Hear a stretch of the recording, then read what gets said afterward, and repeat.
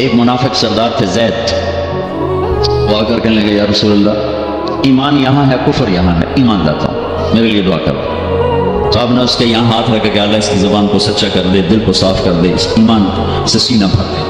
وہ کہنے لگے یا رسول اللہ میں منافقوں کا چودھری ہوں، آپ کو سارے منافقوں کا پتہ بتاؤں؟ آپ کو تو پہلے ہی پتہ تھا، لیکن چونکہ اور لوگ بیٹھے تھے کہنے نہیں کسی کا نہیں بتانا تھا، جو آئے گا ہم سینے سے لگائیں گے، جو نہیں آئے گا اس کا معاملہ اللہ پہ چھوڑا۔ تو میرے نبی نے تو منافقوں کو بھی سینے سے لگا کے رکھا۔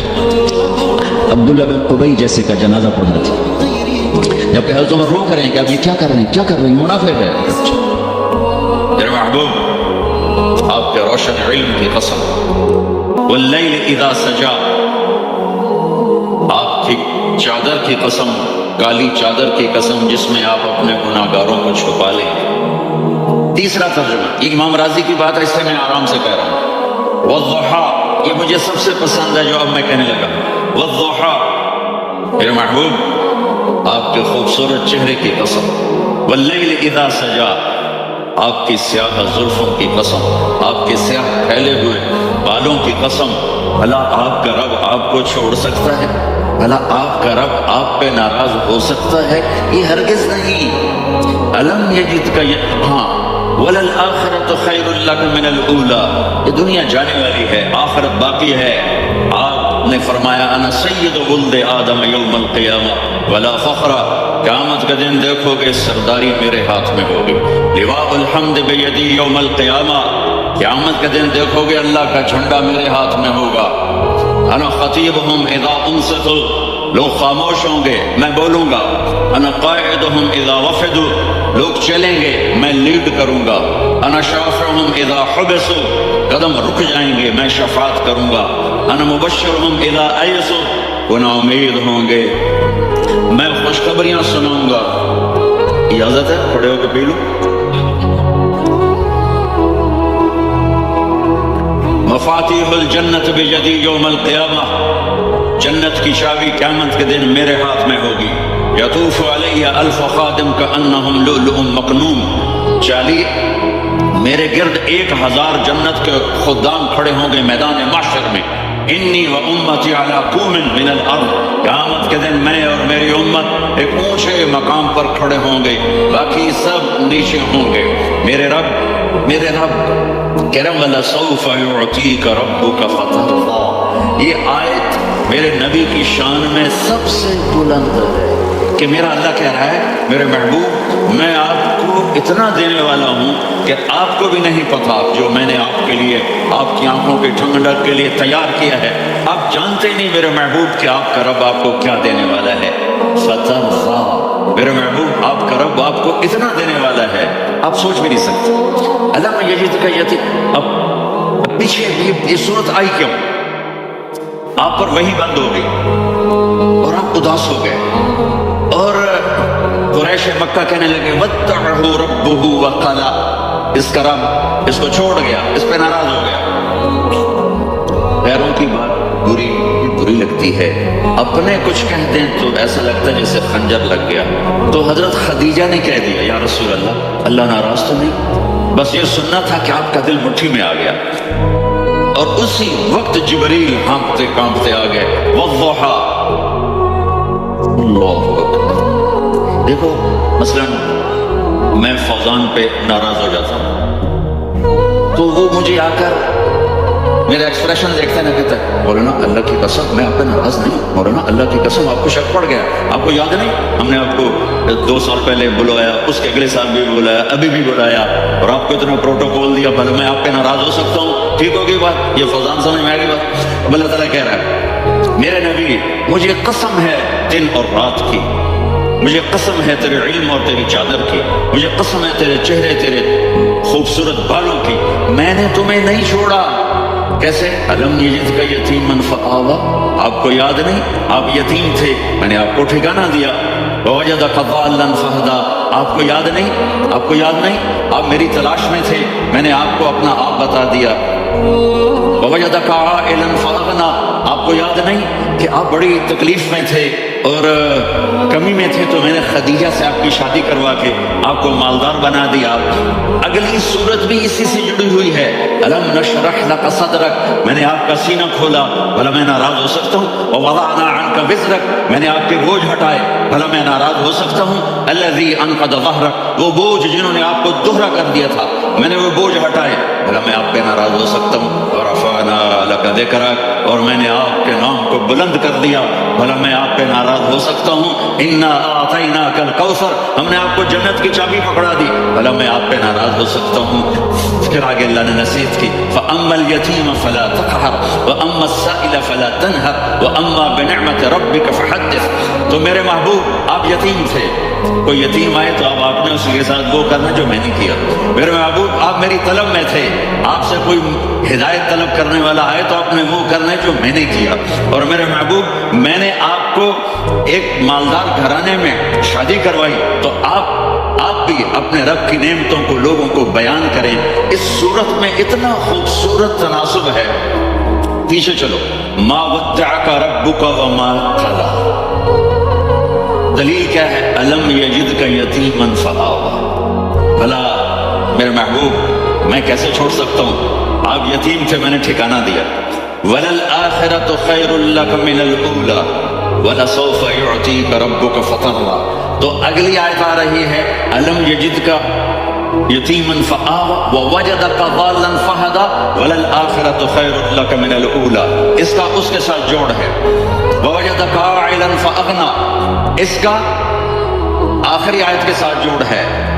ووجدک عائلا فأغنیٰ اور وَلَسَوْفَ يُعْطِيكَ رَبُّكَ فَتَرْضَىٰ. اب میں آپ کو ترتیب سے بتاتا ہوں. پہلی ما ودعک ربک وما قلی، یہ جا کے جڑتی ہے الم یجدک یتیما فآویٰ وَلَلْآخِرَةُ خَيْرٌ لَكَ مِنَ الْأُولَىٰ وَلَسَوْفَ يُعْطِيكَ رَبُّكَ فَتَرْضَىٰ. اور آگے کیا آ رہا ہے؟ وَوَجَدَكَ ضَالًّا فَهَدَىٰ وَوَجَدَكَ عَائِلًا فَأَغْنَىٰ. یہ تین کا سیٹ ہے.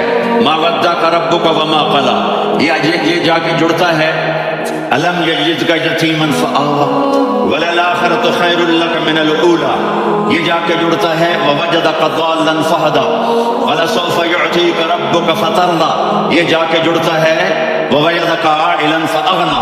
پھر اگلی تین ان اوپر والی تین سے جڑتی ہیں. میرے محبوب الم یجدک یتیما فآویٰ، فاللہ تعالیٰ آگے فرما رہا ہے فَأَمَّا الْيَتِيمَ فَلَا تَقْهَرْ. سبحان اللہ، کیسے پرویا ہے میرے رب نے، کس خوبصورت انداز میں اس کو پرویا ہے. اس کے آگے آتا ہے کہ وَوَجَدَكَ ضَالًّا فَهَدَىٰ، تو لکھ رہا فَأَمَّا السَّائِلَ فَلَا تَنْهَرْ. میں نے آپ کو اپنی طلب میں اپنا آپ دکھایا. آپ کے پاس لوگ طلب لے کر آئیں گے تو آپ نے ان کو ڈانٹنا نہیں، ان کو ہدایت کا راستہ بتانا ہے. وَلَسَوْفَ يُعْطِيكَ رَبُّكَ فَتَرْضَىٰ وَأَمَّا بِنِعْمَةِ رَبِّكَ فَحَدِّثْ. یہ سورۃ والضحیٰ میں گم ہو جاؤں گا. مجھے تو تھوڑا آگے ہی بتانا ہے کہ میرے نبی سے محبت کیوں نہ کریں کہ ان سے اللہ پیار کر رہا ہے، ان سے اللہ محبت. قرآن نے قسمیں اٹھائی ہیں. قرآن کی سب سے پہلی قسم سورہ نساء، اور قرآن کی سب سے آخری قسم وَالْعَصْرِ إِنَّ الْإِنسَانَ لَفِي خُسْرٍ. اور قرآن نے جتنی قسمیں اٹھائی ہیں ان میں یہ قسم سب سے خوبصورت ہے. فَلَا وَرَبِّكَ فَلَا وَرَبِّكَ لا يؤمنون حتى يحكموك فيما شجر بينهم ثم لا يجدوا في انفسهم حرجا مما قضيت ويسلموا تسليما. اے میرے محبوب، مجھے آپ کے رب کی قسم، تھوڑا غور فرمائیں، اللہ میرے نبی کا رب ہے، اللہ ہم سب کا رب ہے. اللہ اپنے حبیب سے فرما رہے ہیں مجھے آپ کے رب کی قسم. تو لگتا یوں ہے کہ قسم اٹھانے والا رب کوئی اور ہے اور رب محمد کوئی اور ہے. فلا وربک، مجھے آپ کے رب کی قسم. یہ عربی میں جب محبت کی انتہا ہو تو یوں بات کی جاتی ہے. یہ محبت کی انتہا جب اللہ پیار کرتا ہے تو ہم کیوں نہ کریں. میرے محبوب، مجھے آپ کے رب کی قسم. لا یؤمنون، یہ آپ ٹورانٹو والوں کو بتا دیں حتی یحکموک فیما شجر بینہم، جب تک آپ کی غلامی میں نہیں آئیں گے، جب تک آپ کا عشق اور محبت نہیں ہوگا، میں ان کے ایمان کو قبول نہیں کروں گا. اس پر ایک واقعہ سناتا ہوں. ایک صحابی آئے، یا رسول اللہ میرا پڑوسی ہے، اس کی کھجور ایسے ٹیڑھی ہو کر میرے گھر میں چند اس کی شاخیں ہیں. ان پہ پھل لگتا ہے، وہ جو ٹوٹ کے گرتا ہے، میرے بچے اٹھا لیتے ہیں، ہم غریب ہیں، وہ بھاگا بھاگا آتا ان کے منہ سے کھجور نکال لیتا ہے، اس کو کہیں کہ بچوں پر اتنی زیادتی نہ کریں۔ آپ نے اس کو بلایا، وہ منافق تھا، آپ نے اس سے فرمایا ایک سودا کرتے ہو؟ کہا جی کیا؟ کہا یہ کھجور مجھے دے دو اور اس کے بدلے جنت میں کھجور لے کے دوں گا۔ وہ کہنے لگا یا رسول اللہ یہ اصل میں میرے بچوں کو بہت پسند ہے، کوئی اور کھجور ہوتی میں دے دیتا، یہ تو میری معذرت ہے۔ وہ تو منافق تھا، اٹھ کے چلا گیا۔ ایک صحابی بیٹھے تھے، وہ کہنے لگا یا رسول اللہ اگر میں وہ کھجور لے کے دے دوں تو مجھے جنت میں لے دیں گے؟ ان کا نام ہے ابو الدحداح۔ آپ نے کہا ہاں، تو مجھے لے کے دے دے، میں تمہیں لے دوں گا۔ وہ اس کے پیچھے چلے گئے، اے بھائی کتنے میں بیچو گے؟ میں نے کہا جا جا، میں نے اللہ کے نبی کو نہیں دی، تمہیں کیسے دے دوں؟ کہا اچھا بھائی منہ سے بول، منہ سے بول، کتنے لینے؟ تو اس نے جان چھڑانے کے لیے کہا کہ اپنا سارا باغ مجھے دے دے، کھجور لے لے۔ باغ میں 600 کھجور ہیں اور یہ کھجور کسی اور کو دینی ہے۔ تو کہتا ہے پکے ہو، پھرو گے تو نہیں؟ کہا میں پاگل ہوں، میں پھروں گا؟ مجھے 600 کھجوروں کا باغ مل رہا ہے۔ انہوں نے کہا ڈن، کھجور میری، باغ تیرا۔ وہ بھاگے بھاگے آئے، یا رسول اللہ میں نے سودا کر لیا۔ کہا کیسے کیا؟ کہا سارا باغ دے کے کھجور لے لی۔ آپ نے کہا پھر میرا سودا بھی بدل گیا۔ کم من عدق رداح ودار فیاح لأب الدحداح فی الجنہ۔ میرے ساتھی میں اپنی آنکھوں سے دیکھ رہا ہوں کہ اللہ نے تیرے لیے جنت میں ایک گھر نہیں محل بنا دیے سینکڑوں، اور ایک باغ نہیں ہزاروں باغ تیرے لیے تیار کر دیے۔ یہ ہے ایمان کی نشانی، یہ ہے محبت کی نشانی۔ میرے نبی کی جس سے آئیے ہمارے بچے نہیں ہیں یہ کھلاڑیوں جیسے بال بناتے ہیں۔ ایک چھوٹا سا بچہ مجھے کراچی میں ملا، تو وہ جو عجیب سے بال نہیں یہاں سے اوپر ہو جاتے ہیں، تو میں نے کہا یہ تم نے بال کیسے بنائے ہوئے ہیں؟ آپ کو پتہ نہیں میسی کوئی تھا؟ میسی، آپ کو پتہ نہیں میسی کے بال ایسے ہیں؟ میں نے کہا بیٹا برے لگتے ہیں۔ کیسے میسی کے بال ہیں برے کیسے لگتے ہیں؟ جب آدمی کسی کو بڑا بنا لیتا ہے اس کو فالو کرتا ہے۔ اللہ کے محبوب سے محبت کی نشانی کیا ہے؟ ہم نے ان کو فالو کرنا ہے۔ ان کی زندگی صرف 5 نمازیں نہیں ہیں، ان کی زندگی صرف 30 روزے نہیں ہیں، حج نہیں ہے۔ آپ ہر لائن سے اس قابل ہیں کہ آپ سے پیار کیا جائے۔ آپ اپنے وضع، شکل، صورت، سب سے پہلی چیز جو اٹریکٹ کرتی ہے وہ صورت ہے، وہ شکل ہے، وہ منظر ہے کہ آدمی اس میں گم ہو جاتا ہے۔ میرا ادھر ناران میں بیان ہو رہا تھا تو انہوں نے باہر بیان رکھ دیا، سامنے اتنا خوبصورت منظر تھا کہ میں بولتے بولتے ادھر دیکھتا تو مجھے اپنا مضمون بھول جاتا کہ میں کیا کہہ رہا تھا۔ یہ تو دنیا ہے۔ اللہ نے میرے نبی کو کیسا بنایا؟ ایک بدو عورت ہے، ان پڑھ عورت ہے، ام معبد الخزاعیہ، وہ میرے نبی کا حلیہ بتاتی ہے۔ آپ کو ترجمہ کر کے سناؤں گا، لیکن آپ الفاظ کا ردم اور الفاظ میں میوزک وہ آپ سب محسوس کریں گے۔ وہ بدو عورت کہتی ہے رأیت رجلا ظاہر الوضاء ابلج الوجه حسن الخلق لم تعبه خجلة ولم تزل به سعلة وصيم قصيم في عينيه دعج في أشفاره وطف في صوته سعل في لحيته كثافة في عنقه سطع وصيم قصيم أكحل أحور أزج أقرن إن تكلم علاه البهاء وإن سكت فعلاه الوقار وكأن منطقه خرزات نظم ينحدرن۔ اللہ پتہ چلا الفاظ کا ردم، کوئی بولو تو صحیح کیا ردم ہے؟ اب ترجمہ سنو۔ وہ کہتی ہے اپنے خامد کو کہ ابو معبد ایک شخص آیا تھا، مجھے یوں لگا جیسے چودھری کا چاند کپڑے پہن کے زمین پہ اتر آیا۔ سبحان اللہ، کیا انتہائی خوبصورت، انتہائی حسین و جمیل۔ پیٹ نکلوا نہیں کہ بدصورت ہو جائے، پیٹ نکلو تو آدمی سجے پاسے پیٹ کھبے پاسے، پیٹ سجے پاسے آپ کھبے پاسے۔ ارے بھائی سمجھ کے کھایا کرو، ہم کھانے نہیں آئے، زندگی گزارنے آئے ہیں۔ رمضان میں کیسی تباہی پھیلاتے ہو، سموسے بھی، پکوڑے بھی، مچھلی بھی، مرغی بھی، پھر اوپر سے 7 اپ۔ وہ کہتے ہیں اس میں تو گیس ہوتی ہے، اس کا گیس باہر نکلتی ہے تو ڈکار آتا، کہتا ہے شکر ہے ہاضمہ ہو گیا۔ وہ ہاضمہ نہیں ہوتا، ستیہ ناش ہو گیا۔ اتنا خوبصورت تھا کہ سر سے پاؤں تک حسن اس کا غلام تھا۔ खूबसूरती उसकी बांधी थी, और मैं जिधर से देखती थी मुझे हुस्न ही हुस्न नजर आता था, और जब मैं उसके चेहरे पर देखती तो मेरी आंख नहीं भरती थी, मेरा जी चाहता था मैं देखती जाऊं देखती जाऊं देखती जाऊं, मेरा दिल नहीं भरता था। कौन? वसीम। वसीम उसे कहते हैं जिसको देखने से दिल ना भरे।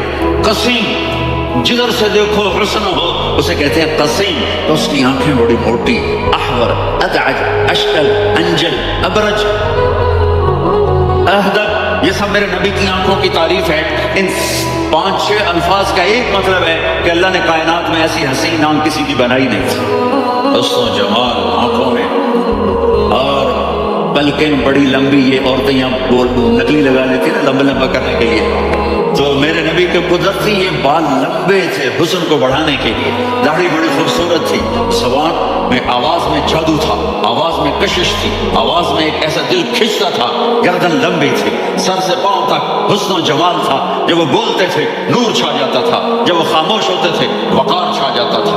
और सवा अलबतन व सद्र, सीना और पेट बराबर, सख्तल कस्म, सीधा कद था, सीधा कद, बिल्कुल सीधा कद। अरीजुल मनकिबैन, छाती चौड़ी थी, तवील ज़नदैन, बाजू लंबे थे, रहबर राहा, ये हथेली बड़ी चौड़ी थी, चौड़ी हथेली सखावत की निशानी होती है। रहबर मसीह अलकदमैन, पाँव इतने नरम थे लगता था उस पर तेल लगा हुआ है और पानी उससे यूं नीचे चला जाता था। और यमशी तकफ़ियन, कंधे झुका के चलते थे। यहाँ 4 आदमी सलाम करें तो आदमी यूं हो जाता है, और मेरे नबी को फरिश्ते सलाम कर रहे हैं और आप यूं चलते थे, ऐसे थोड़े से कंधे झुका के चलते थे, ऐसे आप कभी नहीं चले। जो देखने में ऐसा हसीन हो उससे प्यार क्यों ना किया जाए? अगर अपने नबी से प्यार ना करें तो किससे प्यार करें? कौन वफादार